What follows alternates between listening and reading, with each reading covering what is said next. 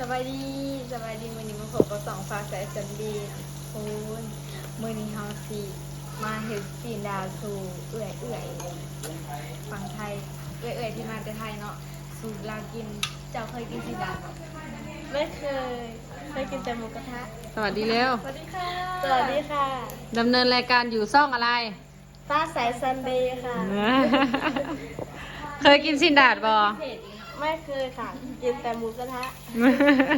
คือการบอซินดาดกับหมูกระทะ คือมันแต่แค่ เหมือนค่ะแต่ว่าน้ำจิ้มไม่เหมือน มันเป็นอะไรน้ำจิ้ม เป็นมันเป็นแจ่ว มือนี้พิเศษ อยู่ฝั่งไทยเป็นอะไร มันเป็นน้ำจิ้มซีฟู้ดคล้ายๆซีฟู้ด เออน้ำจิ้มหวานเนาะ ค่ะ เอาซิมเบิงรสชาติแจ่วอยู่นี่เป็นอะไร หนูไม่ได้รสชาติ ซิมดี หนูเป็นหวัดค่ะ ๆเออ จืดอร่อย จืดอร่อย ซิมดีๆดิเอาบ่วงตักรสอันนี้ ใส่อันอาหารเด็ดอันอาหาร จืดอร่อย กินข้าวคั่วแล้วก็จืดๆแล้วก็อร่อย อร่อย กินข้าวคั่ว สบายดีทุกคนวันนี้กลับมาพบกับต้องฟาไซซันเดย์เนาะอันนี้ก็เป็นซื้อก้อนเงินมาแต่ พริกเนี่ยมันใหม่เลยอีละ มาแต่ตะเกียมาแต่นครหลวงมาหาพ่อปู่แม่ย่ามาสมมาเพิ่น เคยมาจากเถื่อแล้ว มาแต่3-4เถื่อ 3-4เถื่อ เดินต้นมาเถื่อแมน ล่าสุดเถื่อแต่จากปีแหละ ล่าสุดแมนปีกายนี้มาปีกายนี้ พี่ใกล้นี้มาบอก แมน มาตอนไหน มาตอนพาพ่อปู่ไปหาหมอ อืม มามือเดียวและกะเมื่อ โอ้ บ่ได้ละบ่ได้ไปลินค่ะ พอไซสิว่ายังเกาะ มันมีพิเศษมันมีเด็กใหม่มา มื่อนี้มีเด็กใหม่มาเมื่อวานนี้มีเสียน้องเนาะมื่อนี้มีหายน้องได้ เรากำลังแกเด็กใหม่แต่โดนเล็กใหม่รังแก มีเหตุการณ์ยังไงมื่อนี้ หลายอย่าง หลายอย่างเราเอาหมดอะไอ้ทุกคน เป็นหยัง ยังวะพวกมาวันเดียวก็ใส่เราล้างหัวแล้วอะเราก็ไม่เต็มใจอยากล้างแต่เราก็ต้องล้าง ใครเบาเจ้าเป็นหลานเจ้าบ่มีสิทธิ์ว่าได้นั่นเด้อ อาจจะใส่ยังไงก็ได้ ล้อเล่นน่ะ นี่เนาะกินดาดหรือไทยกับหมูกระทะนี่แหละว่าหน้าตาเป็นตะแสบขนาด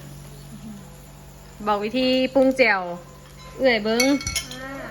นี่ มันจะมียังไง ของหน้าเลยจ้ะเผ็ดนะเผ็ดกระเทียมลูกอันนี้กระเทียม ซันเดย์มาดำเนินรายการโอ้ได้สุดใหม่ โอ้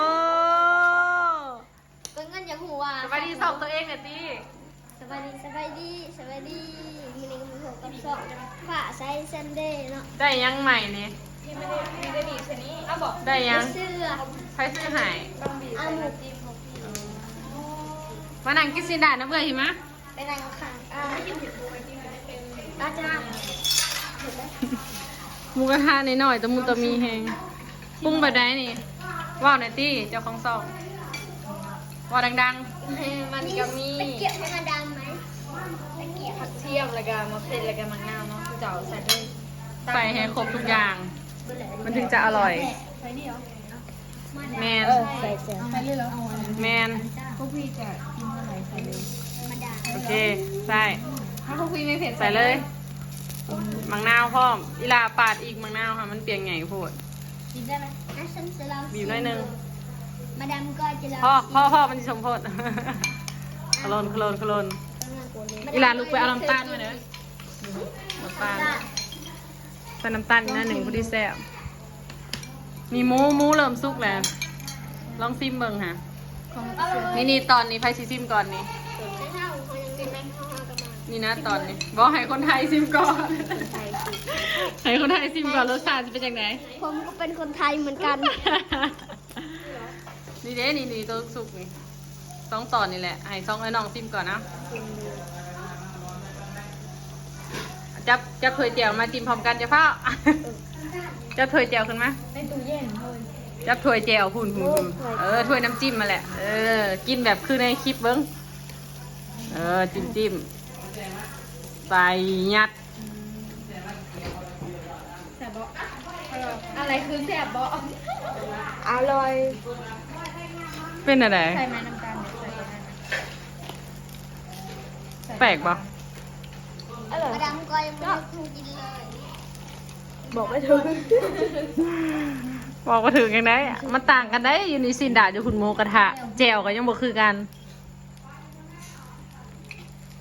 มันต่างกันตรงน้ำจิ้มค่ะ น้ำจิ้มเนาะ ทุกอย่างเหมือนกัน ทุกอย่างเหมือนกันแปลกแต่น้ำจิ้ม จิ้มไม่เหมือนกัน มันเป็นน้ำจิ้ม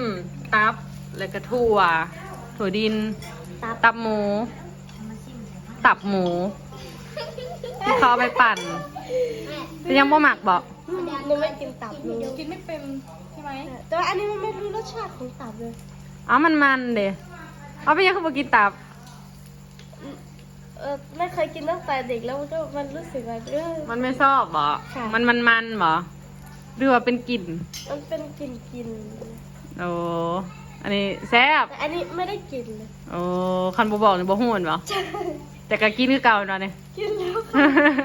แต่ว่าถ้าเป็นตับที่ย่างก็ไม่กินเลย อ๋ออันนี้มันเขาบดเขาปั่นเด้ ค่ะ ทาซิแมนนั่นแหละก็บ่เคยเห็ดแจ่วนี่แม่นบางก่อนเงินจะว่าเห็ดคนกินเป็นเขาใส่หยังแหน่น้ำเงินกระโมง ก็แจวอันนี้นะเพิ่นบ่ได้อันนั้นนะเพิ่นบ่ได้เฮ็ดกินเพราะว่าเฮ็ดกินเองอะนะเพิ่นบ่ได้ซื้ออยู่ห้างนี่บักเพิ่นสิไปซื้อน้ำแจ่วอันอิหยังก็คุณนัดแล้วก็คุณนิดน่ะเป็นขวดใหญ่ๆสีส้มแม่ซื้อมากินแล้วก็ปรุงแต่งเอาน้ำตาลเผ็ดใส่กระเทียมใส่ อยู่ไทยนี่ง่ายๆก็คืออยากคล้ายๆคือน้ำจิ้มไก่แมันบ่เอามาคล้ายๆกันบ่แล้วก็เอามาปรุงใส่งาใส่มักเพชรแตงนัวเว้นใส่งาใส่มักเพชรแล้วก็กระเทียม ค่ะ มังนาวใส่อีก เดี๋ยวมาชิมบ่ ชิมก่อนให้ เป็นมาดามก้อ ให้ ย ซันเดย์ให้น้องเนี่ย เรื่องสิ่ง เอาให้มาดามก้อยเอาให้คนไทยก่อน อันนี้ คุณไทย แซลมอนลาว คนไทยตกเงิน ไทยนามังมี่ แซลมอน โอ้ซันเดย์ได้กินแซลมอนเว้ย แซลม ก็ อน แซลมอนได้นี่ ดาวตกอู้ดาวตกดูสิดาวตก หน้าตาดาว มันไม่ใช่แซลมอน มันคือปลา ปลายัง ใครคิดว่า ปลาการ์ตูน คุณนะอธิบายก่อน ปลากระดูนปลานิโม ปลานิโมแหละ ขายปานิโมแต่ว่าปานิโมกินไม่ได้ แต่ว่ามันเป็นปลานิโมอีกก็ได้เลย อร่อยใช่ไหมนี่ซิมเบิงพักนี่จะบ่เคยกินนะซิมแล้วซิมได้พักเนี่ยซิมเลย ไม่ทั้งสองคนเลยบ่มากินผักบ่ ได้อยู่ มันจะเมือกลื่นๆอร่อยนะพักอันนี้อยู่ลาวเขาเอิ้นพักปังแต่อยู่ไทยบ่ฮู้พักหยังบ่เคยกินว่าผักอันนี้ ไม่เคยค่ะ อร่อยลื่นๆไม่ขม บ่ขมแซ่บผักอันนี้เพิ่อๆออกหวานซ้ำนี่เนาะใบมันจะเป็นอันนี้ทุกคนบ้านเฮาจะเอิ้นผักปังเด้อนี่ใบแบบนี้สมิธเพิ่นว่าหวานผักนางเลิศ บ่แม่นเด้อนี่อ้าวหมูหายไปแล้วหมดคีบพักเอาขึ้นตี้มานี่นี่เฮ็ดสุกแล้วนี่คีบพักข้างนี้คีบตีน แต่ ขึ้ มาน ดาม เด้ ก้อย อ ที่น้ำกินอีกเป็นตับนะ คีบให้น้องไงเอาพักให้น้องไง เอามา อันนี้เอาบอกปลาหมึก เอาผักเอาซีนเอาปลาหมึก เอาผักเอาเยอะๆด้วยนะ อันนี้สิเดี๋ยว ยังเด็กใหม่2 คนเขายังบ่ได้ฮู้จักได้ เดี๋ยวเราจะพาไปดูมันจะลองดูกันบนนี้ยังอ่ะที่นี่เราค่ะ นี่งูนี่ ดูช่วยคลิปหน่อย คีบบ่เป็นบ่ ไม่ใช่เอา คีบพักให้ร้านเนี่ย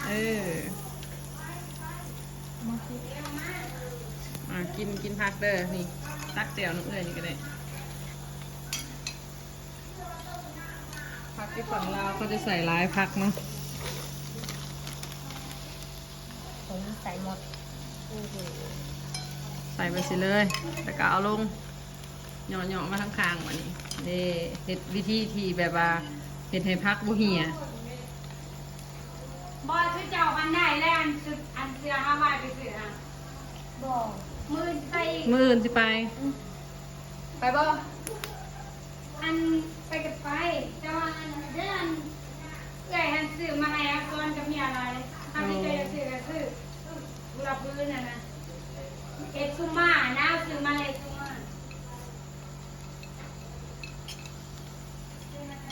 มาเด้อ ก็ใส่แจ่วน้อยแท้ตักหลายๆโหลดแจ่วค่ะ ค่ะ บ่หมักว่ะ ไม่เป็นไรค่ะ โอ้โหเป็นตับแล้วก็บ่อยากกินนะคะ เราจะกินนี่ค่ะเรากินแจว เราบ่หมักกินตับหมูเด้นี่เขาเห็น มาเด้อทุกคนมากินน้ำกัน แม่นอนก็หูได้ หรือว่าว่าผิดบ่วะ เจล ก็บ่ฮู้แจ่วถั่วเนาะ ถ้าขายหัวโม เขาสิเอาตับมาใส่ไง ตักแล้ว มัน บ่แม่นตักกินบ่แม่นตับอีหล่ะอ่า คือถั่ว มันเป็นมะถั่วมันถั่วบดขนาด ๆถั่วบดเนาะ ถั่วบด อาทิตย์ถามแม่เจ้าก็ได้พอใส่เราหูจัก แม่ มามี มามี มามีเอ้ยอยู่ใส่เอ้ยอาบน้ำให้น้ำ โอ้ยบอยยังเห็นหำอยู่ อันนี้ยังบอกไปอาบน้ อร่อยใช่ไหม ขายลูกชิ้นอร่อย พอรู้ว่าเป็นตับก็ไม่อยากกินว่ะจริงๆมันไม่ใช่ตับพูดผิดเฉยๆที่แจวสิ้นดาดนี่เขาใส่ยังเนี่ยมารอดูคนรู้จักว่าแจวสิ้นดาดมียังเนี่ยแจวหมูกระถานี่เขาใส่ยังเนี่ย ำมีถั่วดิบมีตับ โอ้ my god แล้วก็มีหลายอย่างชูรสเกลือแป้งนัวอะไรทำไมเยอะ คนบอกกินตับ มีตับมาใส่ แซ่บไม่ต้องคืด ค่ะ อร่อยค่ะ ไม่ต้องคืด คิดว่ามันไม่มีตับใช่ไหมคะ เผ็ดแน่ ถั่ว มา ๆกินบ่ไม่ใช่กินไม่ใช่ละอ่อน แล้วมันก็ยืดทุ่ง มานั่งน้ำกันแม่หรือว่าให้เห็ดเป็นใส่ถ้วยไปบ่ ใจถั่วมาให้แม่แล้วก็แม่ไปกินก่อน โดยแต่ว่ามันอยากซ่าเลยได้นี่คันบอกไปต้มเอาตั้งหาก กินก่อนจะนั่งก้อนกันอีกให้มัน จะบุกินประมาณสิบกล่อง กิน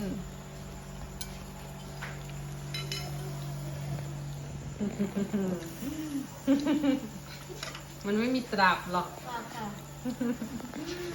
จริงเหรอออกจะอร่อยขนาดนี้เอามา โอ้ยเนี่ยตับขึ้นมาสนใจแล้วเขาเรียกว่าอะไรอ่ะเอาไปยักค่ะยักค่ะ ใส่ละลายมันจึงอร่อย อ่ะเอาไปยักค่ะอันนี้ เฮ้ยบะอยากก็สิบะอยากก็ได้กระดอกบ่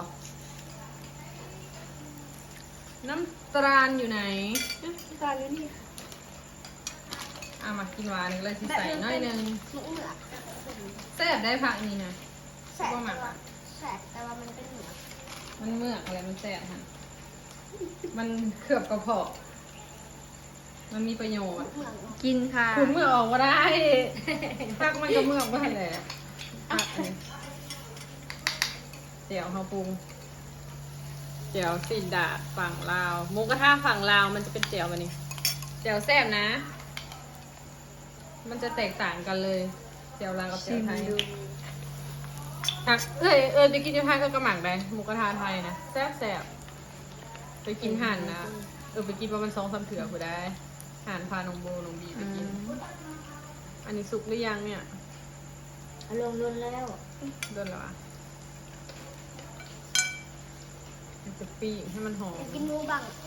กินหมูบะ หมูบังมีแต่หมูสวย สุกแล้ววันนี้ อยากกินหมูบังอ่ะอันนี้คืออันนี้ สุกแล้ว หมูตอนเดียว อ้าวมันยังไม่เท่าไหร่นะเนี่ยลูกก็ระวังเลย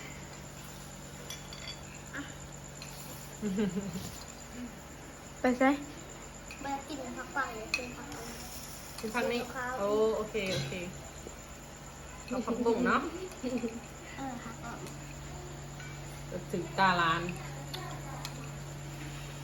คุณบ่มากินผักปังว่าสั่นเมือกเลยแซ่บหัน นี่กี่โมง ตอนนี้กี่โมง Oh my ดูดิ god 10 นาทีเที่ยงคืนโอ้โหฝากกินฝากนอน ไม่นอนค่ะรุ่นนี้ วันนี้เราจะคุยกันทั้งคืนเหรอ ใช่แล้ว เรามีเด็กใหม่เพิ่มมาไง เด็ก เรา ให ก็ ม่ ต้อง มา3 คน ใช่แล้ว เราก็ต้องรังแกเขาบ้าง ขอนางกรเงินบริมาเนาะ ค่ะ สื่ พี่ อยังก็ไอซีเวอร์บอก โดย ลุงซีเวอร์ลุงเวอร์ลุงที่ว่าเราจะไปเห็ดกำแพงให้ไอ้เฟิงค่ะเนาะแต่ว่าเราตัดสินใจบ่ไปเพราะว่าอยากงัวนี่แหละเพิ่นว่าเพิ่นสิไปเห็ดให้น้องซ้ายเดี๋ยวนี้ บัดหอดยามเฮาถาเพิ่นโดนเติบไปแล้วเพราะว่าบ่ได้ไปเด้อว่ะไอ้เพิ่งก็น้อยใจที่ถาอายโดนเติบอายพัดปฏิเสธบัดเดียว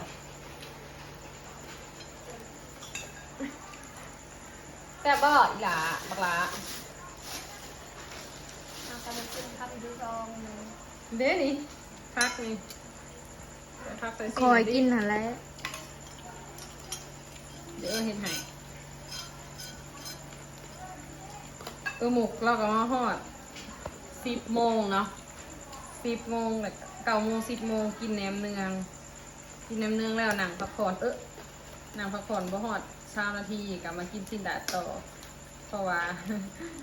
แล้วลูกหลานหลายคนกินบ่อิ่มกินใส่ข้าวเด้อก็อยากกินบ่อิ่ม เติมน้ำค่ะซีนดาดนี่แม่เขาซื้อมาจากซีโนแซ่บปะ แต่ เดี๋ยวว่าเห็นไหน เฮ้ย อะไรเธอก็ได้สุดเหรอ เสือบอย คือเสือเจ้าสนอง นี่ เอาไป วิน เท่าไห เท ร่ จนี่ ไหน นี่วินเทจครูกับอเดเจ้าของซ่อง